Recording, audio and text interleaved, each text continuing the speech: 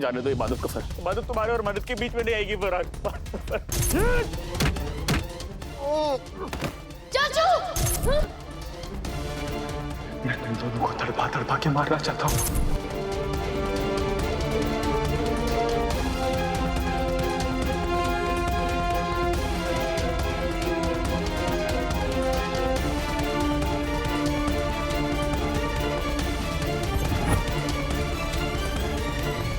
जुबान कैंची की तरह चलती ना तेरी स्टोरी का द एंड करना ही पड़ेगा।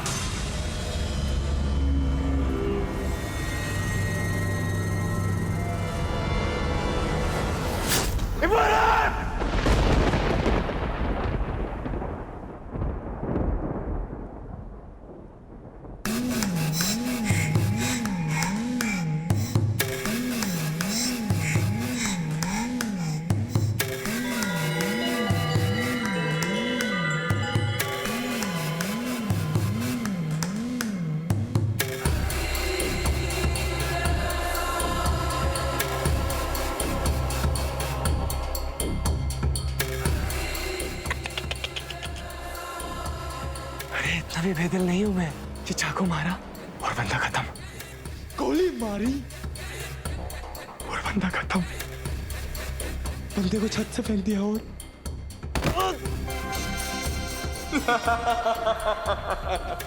बंदे का सर फट गया। अरे ये भी कोई बात है?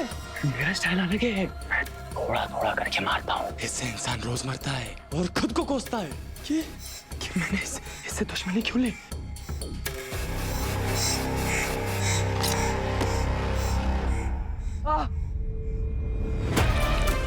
मैं तो अपने दोस्त को भी नहीं छोड़ता। तू तो मेरी सबसे बड़ी दुश्मन है इबादत।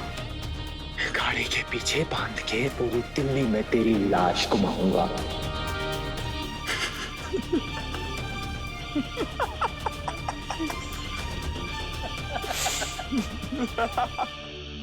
फरहान, ऐसा कुछ मत करना फरहान। तुम्हें इबादत से परेशानी है ना, मैं इबादत को यहाँ से बहुत दूर लेकर चला जाऊंगा। फिर उसके बाद तुम्हें मन्नत को जहाँ लेकर जाना हो तुम चले जाना।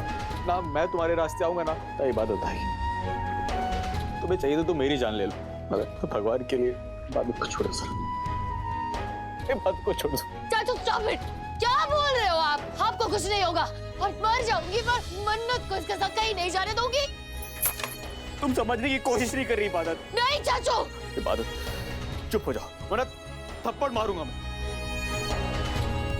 हम मन्नत को नहीं रोक पाएंगे बच्चे। तुम क्यों उसकी चिंता में अपनी जान गंवाना चाहती हो? इसे तुम्हारी जान की बिल्कुल परवाह ही नहीं है। हमारी मन्नत वो मन्नत नहीं रही बच्चे, उसे जाने दो प्लीज। उसे खुद मालूम हो जाएगा कि वो कितने बड़े गुंडे के पास जा रही है। हम दोनों इस शहर से चले जाएंगे, तुम्हारे और मन्नत के बीच कोई। मैं तुम्हें वचन देता हूँ। आओ इधर आओ। चाचू। चाचू चाचू।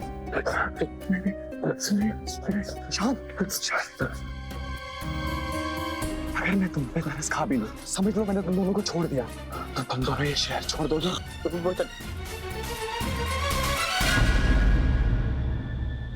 बोलो जवाब दो, मैं तुमसे कुछ पूछ रहा हूँ। ऐसी क्या जरूरत पड़ गई तुम्हें बाहर आना पड़ा? जवाब दो मुझे। मेरे बाहर आने की वजह भी वही है सुभान, जिस वजह से तुम बाहर आए थे। तुम इबादत से मिलने आए थे ना, मैं भी अपनी बहन से आखिरी बार बात करने आई थी सुबह। उसे ये बताने आई थी कि उसकी कोई गलती नहीं है। सुभान, मोहब्बत करना कोई गुनाह नहीं है। अब उसे तुमसे प्यार हो गया, उसमें उसकी क्या गलती है? ये तो उसके जज्बातों की गलती हुई ना। मोहब्बत एक नेकी का काम है, कोई बुरी चीज नहीं है। और मैं बस उसे ये कहने आई थी कि तुम तो हो ही इतने प्यारे कि कोई भी तुम्हारे प्यार में पड़ सकता है। उसने भी तुम्हें दिल दे दिया। बस यही सब बोलने आई थी, पर इबादत मुझे यहाँ मिली ही नहीं।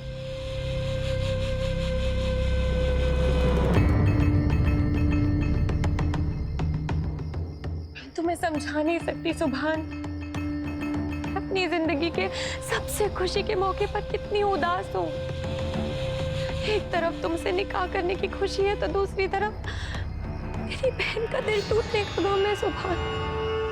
मुझे उसके लिए बहुत डर लग रहा है, लेकिन मुझे यकीन है कि इबादत भी अपनी लाइफ में आगे बढ़ पाएगी, इस गम से उभर पाएगी ना सुभान, उसका दिल वापस जुड़ पाएगा ना सुभान, वो ठीक हो जाएगी ना सुभान।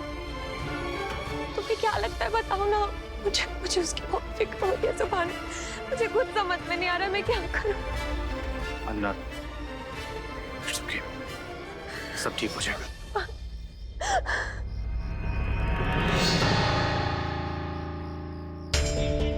दुनिया में सबसे ज्यादा भरोसा मैं अपनी मन्नत पे करता हूँ, बट आज ऐसा क्यों लग रहा है जैसे जैसे मन्नत मुझसे कुछ छुपा रही है।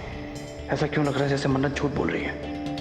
ऐसा क्यों लग रहा है जैसे मन्नत के दिल में मेरे लिए उतना प्यार नहीं है जितना मैं मन्नत से करता हूँ।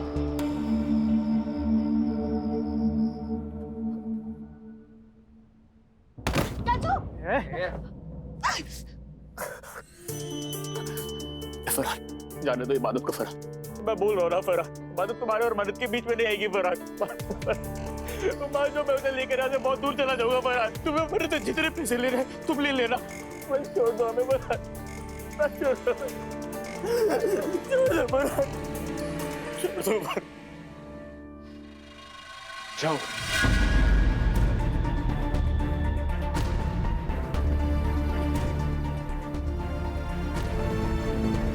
छोड़ दो प्लीज। अरे ओ भाई, क्या बोल रहा है यार? फिर से कुछ गड़बड़ हुई ना तो तू भी नहीं बचेगा और हम भी नहीं बचेंगे। एक बार फिर सोच ले यार। बहुत सोच लिया। जाओ जाओ तुम।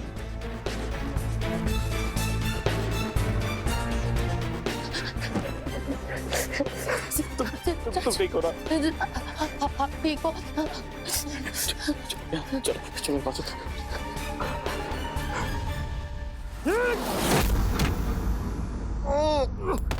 चाचू, चाचू, चाचू, चाचू, कुत्ते, क्या किया है तूने? चाचू, चाचू, चाचा, क्या हालत होगी यार? देख रहे हो ना तुम सब, देख रही हो ना? इसलिए कहता हूँ कि मेरी सुन लिया करो, मैं तुम सबकी ये हालत हो जाएगी। सुना? देखो देखो कैसे तड़प तड़प के मर रहा है बेचारा।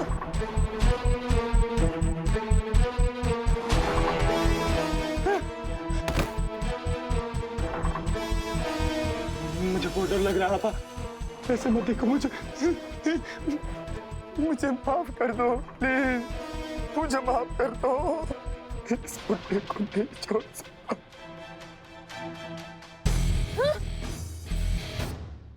मैं तुम दोनों को तड़पा तड़पा के मारना चाहता हूँ। तुमने सच कहा था इबादत, मैं कुत्ता हूँ। नहीं, एक्चुअली मैं कुत्ते की पूंछ हूँ जो कभी सीधी नहीं हो सकती। मैं तुम दोनों को बाहर नहीं जाने दे सकता, नहीं जाने दे सकता।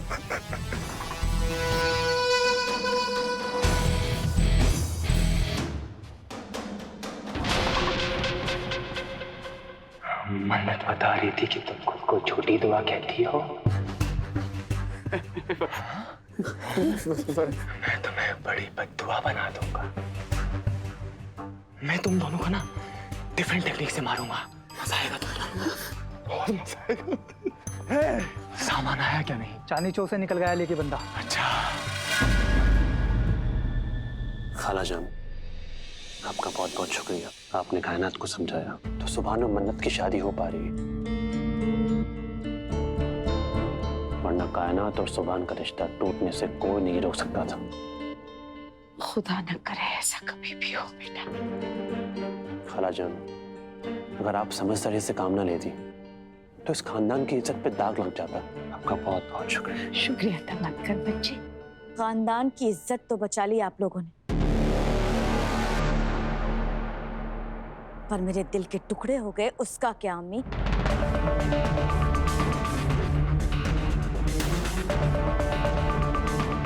कायनात मुझसे अब तक नाराज है मेरी जान। आपने मन्नत और सुभान का रिश्ता तो बचा लिया अम्मी, लेकिन सबके सामने आपने मुझे जलील किया है अम्मी, और वो भी उस बदजात बेगैरत लड़की के लिए जिसकी रगों में गंदी नाली का खून दौड़ रहा है। उसके लिए आपने मुझे सबके सामने बेइज्जत किया। ये बात मैं कभी नहीं भूलूंगी। खुदा के लिए थोड़ा गुस्से पे काबू रखो कायनात, और वो इबादत को बार बार गंदा खून कहना बंद करो तुम। हाथ जोड़ती हूँ तुम्हारे आगे। क्यों ना कहूँ गंदा खून? आप बताइए, नाली का खून है। मुझे तो समझ में नहीं आता है कि उसे हमारे घर में रखा क्यों गया है। उसे तो पैदा होते ही मार देना चाहिए। अम्मी, आपको याद नहीं है क्या? उस बेगैरत के अंदर गजल का गंदा खून दौड़ रहा है।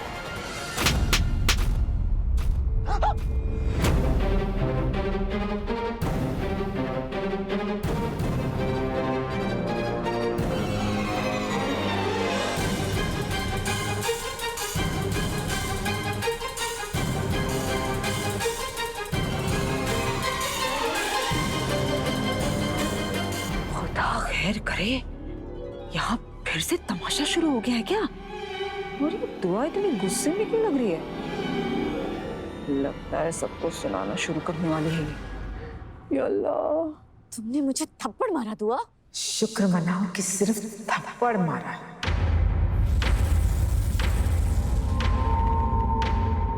अगर मेरा बस चलता ना तो मैं तुम्हारा गला घोट देती। अपनी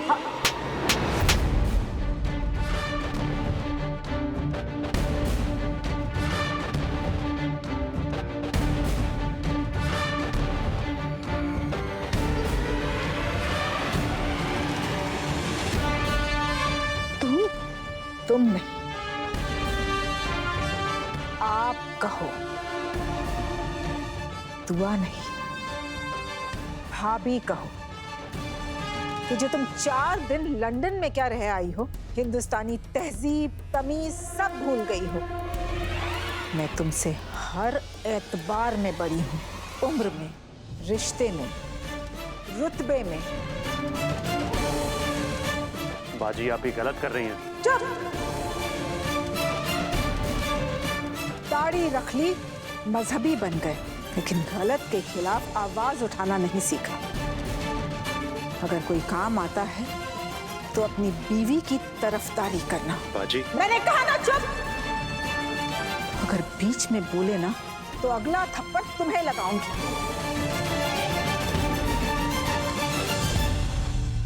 तुम्हारी बीवी को तो रिश्ता निभाना आता नहीं है,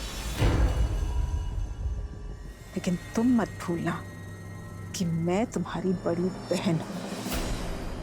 क्या हो गया तुम्हें दुआ? पागल हो गई हो? अरे वो मनहूस इबादत तुम्हारी अपनी औलाद मन्नत के मंगेतर पे डोरे डाल रही है। मेरी मासूम मन्नत का घर बसने से पहले ही उजाड़ने का मंसूबा बना रही है तुम, उसकी तरफदारी कर रही हो।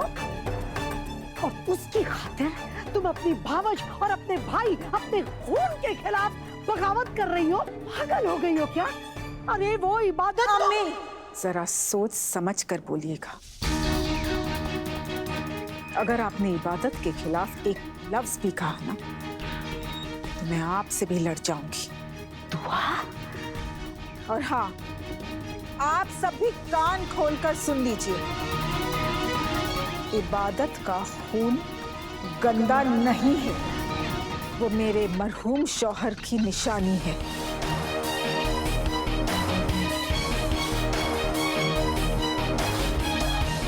उसके पैदा होने से पहले मैंने उसे अपनी बेटी मान लिया था।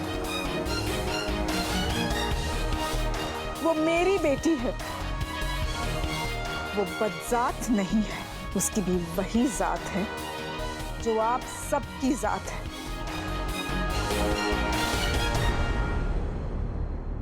इबादत अख्तर खानदान की पाक नस्ल है। बस करो दुआ बेगम, कितने भी कसीदे पढ़ लो तुम उस इबादत के नाम के, हकीकत को तो झुटला नहीं सकती ना तुम। रहेगी तो वो गजल की बेटी ही। गजल ने सिर्फ उसे पैदा किया है। इंसान की शख्सियत पैदाइश से नहीं बल्कि परवरिश से होती है। और इबादत की परवरिश मैंने की है। शुक्र मनाइए कि इबादत में अपनी माँ जैसा एक भी गुण नहीं है। अगर वो अपनी माँ जैसी होती ना अम्मी, तो आप जो उसे दिन रात कोसती रहती हैं, उसे जलील करती रहती हैं, वो आपको ऐसा नजारा दिखाती कि आपके होश ठिकाने उड़ जाते। दुआ वो आपके साथ वही बर्ताव करती जो आपके साथ गजल ने किया था।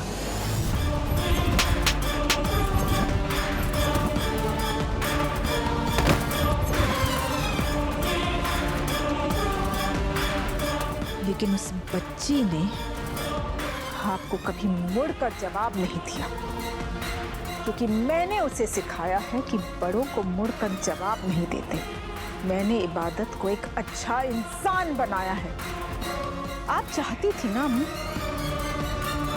कि सुभान और मन्नत का रिश्ता हो जाए, तो ये किसने मुमकिन किया? इबादत ने। उसने सारे खानदान को मनाया। अरे मन्नत को किसने राजी किया? इबादत ने। उस इबादत ने तो सबसे बड़ी कुर्बानी दी है अम्मी। अरे इबादत ने तो मन्नत की खातिर अपनी मोहब्बत को कुर्बान कर दिया। आपको क्या लगता है अम्मी, अगर इबादत चाहती तो उसके लिए सुभान को पाना कोई बहुत मुश्किल नहीं था?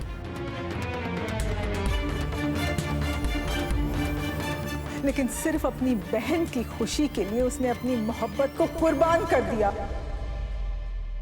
अगर आप लोग जरा भी एहसान फरामोश हैं तो उसकी इस कुर्बानी को तस्लीम करिए।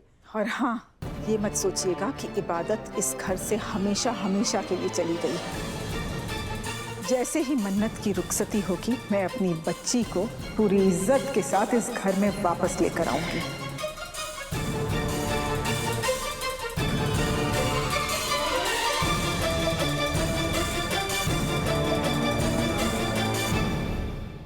कायनात, एक बात कान खोलकर तुम भी सुन लो। अपनी हद में रहना सीख लो। अगर तुमने मेरे फैसले पर हंगामा मचाने की कोशिश की ना, तो मैं तुम्हें वो दिन दिखाऊंगी जो तुम सोच भी नहीं सकती हो। मैं अच्छी हूं ना, तो इतनी अच्छी हूं कि लोग मिसाल देते हैं। और अगर बुरी बनने पर आ जाऊं ना, तो मैं इतनी बुरी हूं कि बदमाशों के पसीने छूट जाते हैं।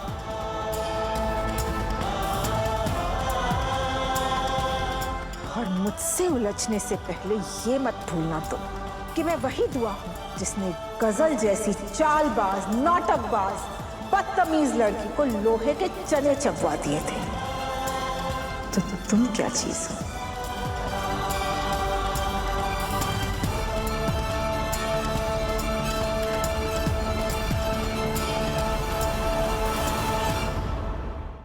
धमकियां देना बंद करो और उस दिन से डरो जिस दिन इबादत को असलियत पता चलेगी।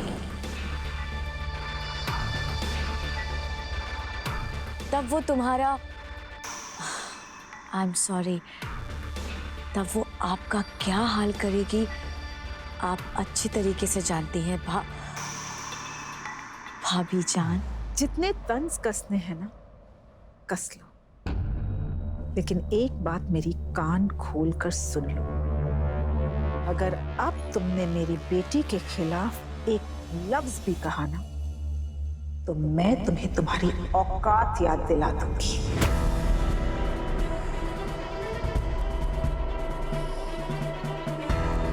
मैं आज भी दुआ हैदर डिजाइन्स की अकेली मालकिन हूं। तो मैं तुम्हें, तुम्हारे शौहर को और तुम्हारे बच्चों को पूरी जायदाद से बेदखल कर दूंगी।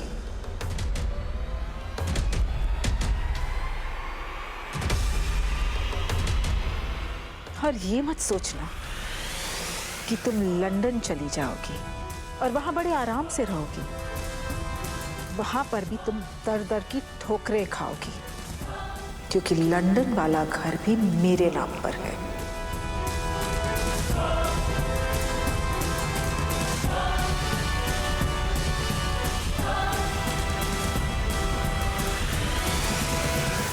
ऊपर जो छुप छुप कर बातें सुन रही है ना, कान खोल कर सुन ले। अगर ज्यादा होशियारी दिखाई ना तो सर पर से छत और मुंह में से निवाला छीन लूंगी। अरे दुआ, तुम क्या बोल रही? तुम्हें गलत फहमी हो रही है। मैं वहां से ये देखो, ये मैं तो ये पानी पीने नहीं, मतलब भरने जा रही थी वहां पे, तो ये मैं हंसना बंद कीजिए। यहाँ कोई खेल तमाशा नहीं चल रहा है जो आप हंस रही हैं। मैं अच्छी तरह से जानती हूँ कि आप किस किस के कान भरती हैं और किसको किसके खिलाफ भड़काती हैं। आप पहले भी ये हरकतें करती आई हैं, लेकिन आपको आगाह कर दूं कि अब अगर आप अपनी हरकतों से बाज नहीं आई ना, तो मैं आपको पूरी जायदाद से बेदखल कर दूंगी। और हाँ, इस भ्रम में मत रहिएगा कि आप दुबई चली जाएंगी और वहां आपको पनाह मिल जाएगी, क्योंकि रूहान और उसकी बीवी जिस घर में रहते हैं ना, वो घर भी मेरे नाम पर है।